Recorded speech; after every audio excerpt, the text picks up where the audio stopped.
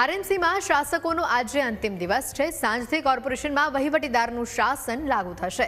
Mayor Nayanaben Pedhadiya 911 દિવસ તેમણે શાસન કર્યું। અંતિમ દિવસે મેયરે મૌન તોડી રોષ વ્યક્ત કર્યો। પોતાની વિરુદ્ધ ષડયંત્ર થતા હોવાનો આરોપ તેમણે લગાવ્યો છે। ન્યૂઝ કેપિટલ સમક્ષ મેયરે કહ્યું, જેવી કરની તેવી ભરની, ઈશ્વર ન્યાય કરનારને નહીં છોડે। મેયર અને તેના પતિ પર ગેરકાયદે બાંધકામ મામલે આક્ષેપ લાગ્યા હતા। રાજકોટ બીજેપીમાં આંતરિક વિખવાદ અને ઘરના જ ઘાતકી હોવાની ચર્ચા છે।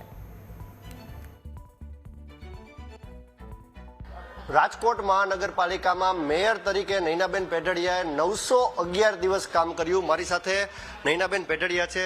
નયનાબેન, 2.5 વર્ષનો શાસનકાળ કેવો રહ્યો? રાજકોટ મહાનગરપાલિકામાં 2.5 વર્ષનો શાસનકાળ છે, વિકાસનો શાસનકાળ રહ્યો છે। વિકાસ ખૂબ રાજકોટની અંદર અમારા 2.5 વર્ષમાં અમે આપેલો છે। 911 દિવસ અમારા કાર્ય દિવસ ચોખ્ખા થાય છે। આ સાથે સાથે અમે છેલ્લો 11મો તબક્કો સેવા સેતુનો પણ આવતા ગયા છીએ। છેલ્લે માનનીય પ્રભારી મંત્રી શ્રી જીતુભાઈ વાઘાણીના વરદ હસ્તે 365 કરોડથી પણ વિશેષ કામો આપણે રાજકોટ મહાનગરપાલિકાને ભેટ આપેલા છે। રાજકોટ મહાનગરપાલિકા જ્યારે દિવસે ને દિવસે વિકાસ પામતું રહે છે, ત્યારે રાજકોટ મહાનગરપાલિકાનો ત્રીજો ક્રમ વિકાસની દ્રષ્ટિએ આવે છે। આ તકે રાજકોટની જનતાએ પણ અમને સાથ અને સહકાર આપેલો છે। કોઈ પણ પ્રશ્ન હોય એનું રજૂઆત કરે, પણ એનું સોલ્યુશન ઝડપથી આવે એના માટે અમે પણ એટલા જ પ્રયત્ન કરેલા છે। એટલે આ તકે આ કાર્યકાળ દરમિયાન રાજકોટની જનતાને પણ એટલો જ આભાર મારો વ્યક્ત કરું છું કે આપે પણ મને રાજકોટના વિકાસ માટે ખૂબ ખૂબ સાથ અને સહકાર આપેલો છે। પાંચે પદાધિકારી, કમિશનર સાહેબ અને અમારા પ્રમુખ, પૂર્વ પ્રમુખ આપણે મુકેશભાઈ દોશી સાહેબ અને માધવભાઈ દવે સાહેબે પણ અમને ખૂબ રિસ્પોન્સ આપેલો છે।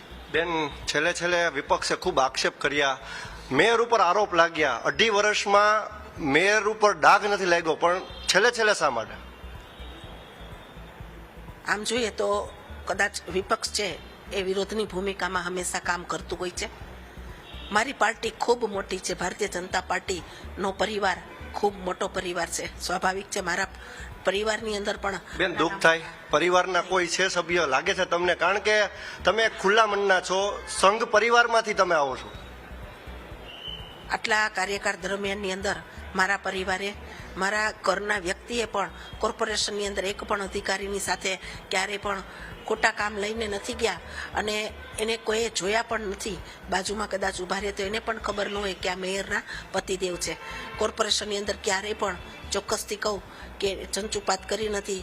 મારા દીકરાએ પણ છતાં પણ મેયરને ટાર્ગેટ શા માટે? આ સ્પષ્ટપણે ઉડીને આંખે વળગે તેવી વાત છે। 2.5 વર્ષમાં મેયરે 1 રૂપિયો ન લીધો હોય તો છેલ્લે શા માટે આ પ્રકારનો આક્ષેપ? કોનું શું લેવું ન લેવું એ તો આપણા પોતાના કર્મ અને આત્મા ઉપર આધારિત છે। હું કર્મ ઉપર માનું છું કે આજે આપણે સારું કામ। તમારો આત્મા શું કહે છે? કોણ આવું કરે છે? જે કોઈ હોય એમાં હું પડવા માંગતી નથી। હવે નહીં પડો તો ક્યારે પડશો? 911 દિવસ બેન પૂરા થયા છે।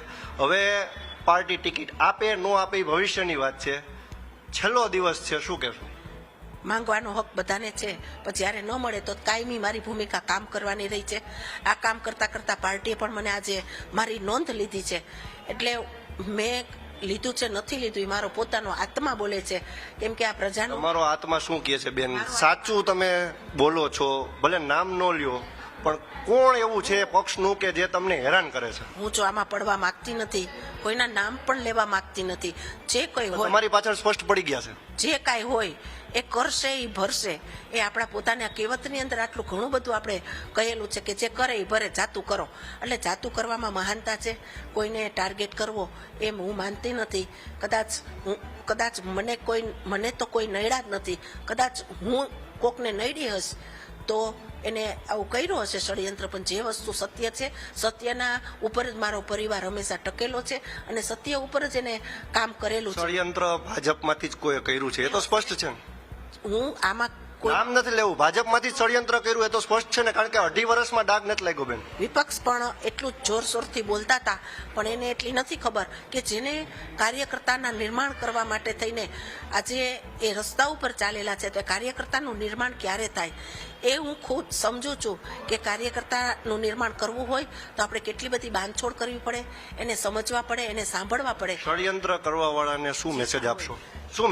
મેસેજ એટલો જ આપું છું કે જે કરશે એ ભરશે. આ આપણા કર્મનો નિયમ છે, કુદરતનો નિયમ છે. એ કુદરત કર્મના નિયમ પ્રમાણે કોઈને નહીં મૂકે.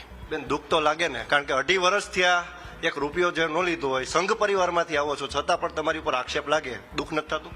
જાહેર જીવન હોય ત્યારે આવું થતું રહેતું હોય, પણ ભારતીય જનતા પાર્ટીમાં હું બૂથ સંભાળતા મને પાર્ટીએ બધા હોદ્દા આપેલા છે.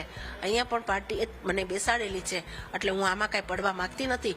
જો પાર્ટીને પણ નુકસાન ન થાય અને કોર્પોરેશનને નુકસાન ન થાય એવા કામ આપણે કરીએ તો ચોક્કસપણે આપણી નોંધ ઈશ્વર પણ લેતા હોય છે. મેયર, તમે માનો છો કે અન્ય પણ બાંધકામ સૂચિતમાં ઘણા થાય છે? રાજકોટની અંદર ઘણી બધી સોસાયટીઓ સૂચિત છે, અને એ સૂચિતની અંદર ફાઇલો પણ કલેક્ટર વિભાગની અંદર પડેલી છે. એમાંની એક ફાઇલ અમારી પણ પોતાની બધાની પડેલી છે, જે ઘણો મોટો વિસ્તાર છે. એટલે એ વિસ્તારની અંદર ક્યાંય નાનું મોટું હોય અને કોઈને ષડયંત્ર સૂઝ્યું હોય અને પોતે રાજી થતા હોય તો ભલે રાજી થાય, હું તો એમાં માનું છું. પણ જે આપણા હકનું છે એ આપણને મળવાનું જ છે. જે હકનું છે તે મળવાનું છે તે વાત સ્પષ્ટ છે, અને મેયર કહી રહ્યા છે છેલ્લો દિવસ છે અને છેલ્લા દિવસે તેમને સ્પષ્ટ ન્યૂઝ કેપિટલ સાથે વાતચીતમાં જણાવ્યું કે ષડયંત્ર કોઈએ કર્યું છે, પરંતુ જેસી કરની વેસી ભરની તેવું તેમનો સૂર રહ્યો છે. કેમેરા પર્સન કિશોર વાડોલિયા સાથે Rishi Dave, news capital channel, Rajkot.